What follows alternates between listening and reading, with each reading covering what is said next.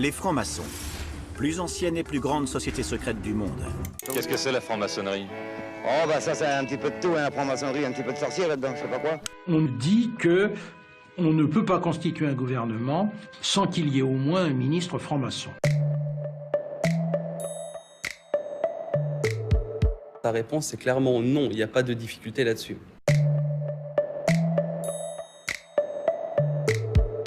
Les francs-maçons, c'est une société de réflexion et de pensée. C'est une société discrète, une société plurielle qui regroupe des individus d'origine sociale et sociologique totalement différentes. Ça peut être évidemment, comme on l'entend souvent, les dirigeants des grandes sociétés, des députés, des politiques, etc. Mais ça peut être un individu lambda, votre voisin, etc., l'individu du coin. L'idée qu'il existe des procédures secrètes, des savoirs secrets, des connaissances, des pratiques, etc., tout cela fait partie quelque part d'un imaginaire fantasmagorique qui génère des fantasmes, qui génère des passions, qui génère des croyances. À proprement parler, non. La franc-maçonnerie s'étale en une des journaux, elle s'étale dans la presse, les loges sont ouvertes au public. Des révélations ont été faites par d'anciens francs-maçons sur ce qu'il se passe vraiment dans les loges, sur la manière dont on est initié, etc. Donc finalement, la franc-maçonnerie ne fait pas grand-chose de secret.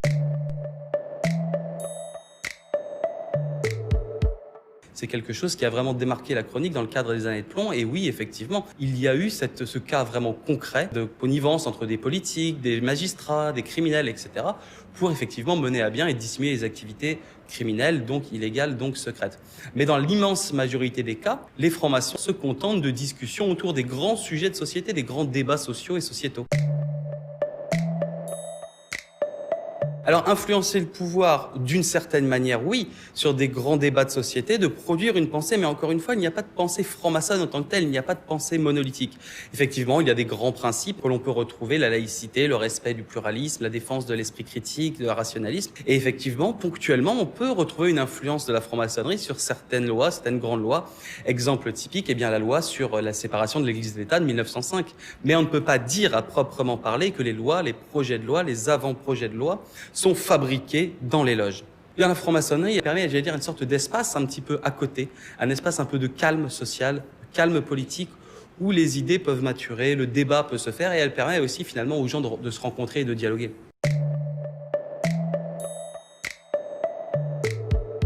Cette obsession, elle est assez ancienne finalement. Si on remonte un point de vue un petit peu historique, eh bien, l'abbé de Baruel est le premier en France, avec l'abbé Lefranc et quelques autres, à donner une lecture complotiste de la Révolution française dans laquelle les francs-maçons seraient parmi les responsables secrets de ce changement d'ordre, finalement, de remise en cause de la France catholique, de la France royale, la France éternelle. Et on retrouve tout au long de l'histoire une espèce de haine anti-franc-maçon qui se caractérise bien par l'idée qu'il s'agirait d'une société secrète, de la synagogue de Satan, et qui exercerait un pouvoir occulte de l'anti-franc sur notre pays. Cette idée, elle a essaimé au sein de l'extrême droite depuis la Révolution française jusqu'à nos jours.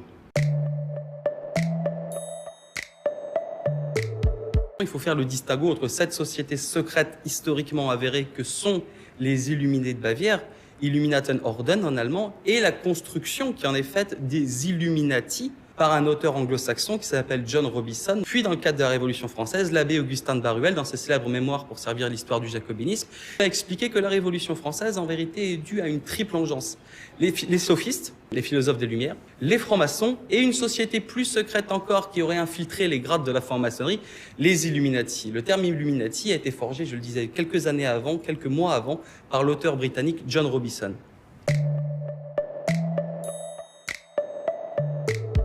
C'est un peu l'inverse, c'est parce que vous croyez déjà qu'il existe ce complot illuminati que vous allez chercher d'en rapporter les preuves dans une sorte de raisonnement conséquentialiste inversé.